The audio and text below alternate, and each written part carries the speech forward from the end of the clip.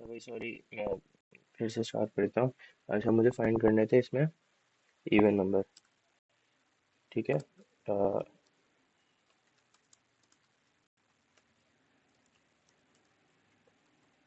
Even number find करना है हमें स्ट्रिंग में। ठीक है, तो मैं किस तरह चलाऊंगा फॉर। पहले तो बल्कि स्ट्रिंग सॉरी जनरेट करनी पड़ेगी मुझे, जाहिर सी बात है, वरना चलेगा नहीं। अच्छा, तो मैं बना देता हूँ स्ट्रिंग str, और मैं इनपुट ले लेता हूँ। बस मैं डायरेक्ट सीन कर रहा हूँ, सी इन str। ठीक है, मैंने सीन कर दिया str। एक स्ट्रिंग मैंने इनपुट ले ली। अब मुझे क्या करना है, मैं दो तीन तरीकों से कर सकता हूँ। ठीक है, एक तो मैं लगाता हूँ फॉर सी। सी का क्या मतलब होता है, कैरेक्टर। सॉरी, चार सी मतलब कैरेक्टर, और उसका नाम दे दिया मैंने सी।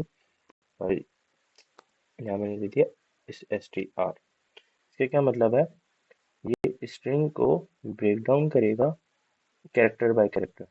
ठीक है, और फॉर के अंदर नॉर्मली क्या लगता है हमारे फॉर लूप के अंदर, for int I is equal to 0, I less than N, ऐसी कॉमन बता रहा हूँ, आई प्लस प्लस। तो ये वाली जो चीज़ है, ये बस कंडीशन वाली, जो बीच वाली जो टर्म होती है ना, वो है। पहली और आखिरी की हमें लाजमी नहीं हर जगह ज़रूरत पड़े, जहाँ पे ज़रूरत है वहाँ लगाएंगे, ज़रूरत नहीं वहाँ नहीं लगाएंगे, यहाँ पे ज़रूरत नहीं है तो हम नहीं लगा रहे। ठीक है। अच्छा, अब इवन फाइंड कैसे करते हैं हम, जो भी नंबर है उसका मैं अगर मॉड ले लूँ, if C mod 2 is equal to 0, C out C, और तो एक स्पेस भी दे देता हूँ मैं, मैंने बंद कर दिया। ठीक है, इसका नाम मैं देते हैं Q3, और रन कर देता हूँ जल्दी से। तो यहाँ पे अभी मुझे स्ट्रिंग इनपुट मांग रहा है, तो मैं लिख देता हूँ 1 2 3 4 5 6 7 8 9 0। तो क्या क्या है मेरे पास, 2 4 6 8 0। ठीक है, अगर ऑड नंबर चाहिए मैं यहाँ पे लिख दूंगा 1। ठीक है, इसी तरह होता है वॉवेल्स और कॉन्सोनेंट का भी होता है। ठीक है, इवन नंबर है, इवन नंबर का वॉवेल मांग सकता है। अच्छा, वॉवेल चाहिए तो मैं क्या करूँगा, if C is equal to ए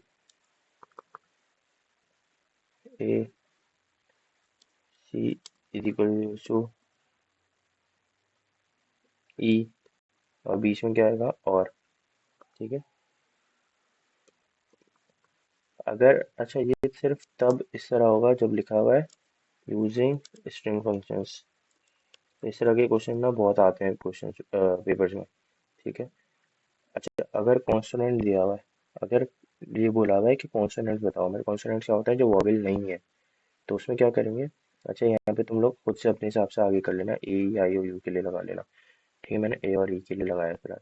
अगर कॉन्सोनेंट्स का बोला है, तो उसमें क्या करोगे, ऐसा नहीं कि 26 अल्फ़ाबेट्स हैं, 26 में से 5 वोवेल हट गए, तो बाकी 21 के तुम बैठ के लिख रहे हो इफ के आगे। नहीं, वही 5 लिखो, बस इक्वल की जगह डज नॉट इक्वल टू लगा दो। ठीक है, रन कर लेते हैं जल्दी से। अच्छा, मैं स्ट्रिंग ले रहा हूँ, ये क्या लिखूँ क्या लिखूँ क्या लिखूँ, AREIS, ये चलो टेट्राइस लिख रहा हूँ मैं। ठीक है, तो उसूलन हमने क्योंकि ए और ई के लिए लगाया है सिर्फ, तो ए और ई के अलावा बाकी सारे नंबर यहाँ पे प्रिंट हो जाने चाहिए, और बाकी सारे अल्फ़ाबेट, TTRAIS। टी,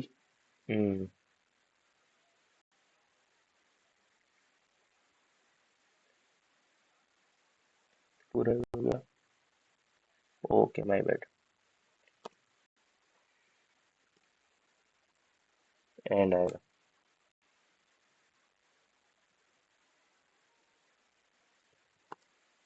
ठीक है, अगर मैं नॉट लगाऊंगा तो एंड आएगा, अगर मैं इक्वल टू लगाऊंगा तो और।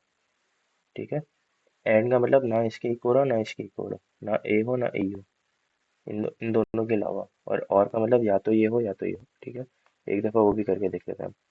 ठीक है, और इज इक्वल्स टू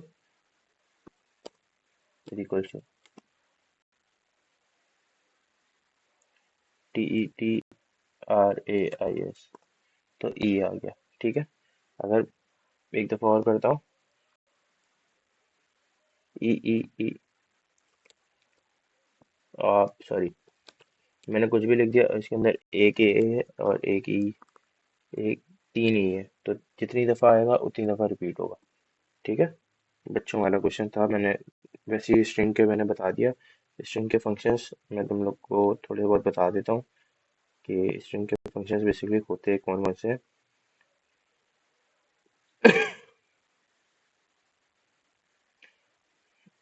अच्छा, कुछ बेसिक फंक्शंस बताऊंगा मैं, और बाकी के एडवांस वाले तो आते भी नहीं है, बल्कि समटाइम्स तो देते भी नहीं है। ठीक है, ये फंक्शन यूज़ करो। तो सबसे पहले तो मैंने एक दफ़ा बताया था उसमें, स्ट्रिंग जब पढ़े थे हम तब, बट हम फिर से पढ़ लेते हैं एक दफ़ा। तो एक है लेंथ, str.length।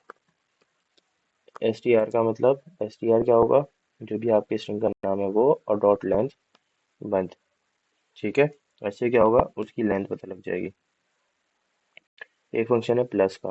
प्लस क्या होता है, कॉन्केटिनेट। प्लस होता है, एरो बना देता हूँ, कॉन्केटिनेट मतलब दो चीज़ों को एक साथ करके लिख देगा। और इक्वल होता है, वो चेक करता है। अगर मैं लिख रहा हूँ let's say S1 is equals to S2, तो ये बताएगा, तो ये रिटर्न क्या करेगा, इधर वन या जीरो। तो वन का मतलब है दे आर इक्वल, और जीरो का मतलब है दे आर अनइक्वल।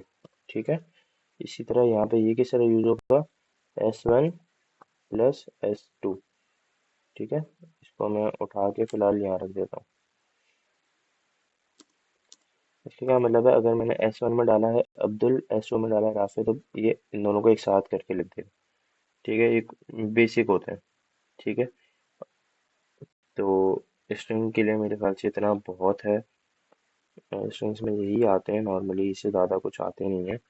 और वैसे तो मेरे हिसाब से, मुझे जो इतना याद है, मुझे मैंने जो क्वेश्चन सॉरी एग्ज़ाम दिया था उसमें मेरे पास जो आया था उसमें साफ साफ मेंशन किया हुआ था कि आपके पास वो ना हो, क्या ना हो, सॉरी आपने वो यूज़ नहीं किए हो, लाइब्रेरी या उसके फंक्शन यूज़ नहीं किए हो। लेकिन क्योंकि अब हर जगह का मुझे नहीं पता, मैं तो फास्ट में पढ़ रहा था, तो बुक तो मुश्किल से मुश्किल बना के देते हैं, तो छोड़ ही दो। खैर उन्हें, तो बस तुम्हारे पास मोस्ट प्रोबेबली वो दे देंगे, बाकी यूनिवर्सिटीज में देते हैं कि आप लाइब्रेरी यूज़ कर लो, हमें नहीं दिया था।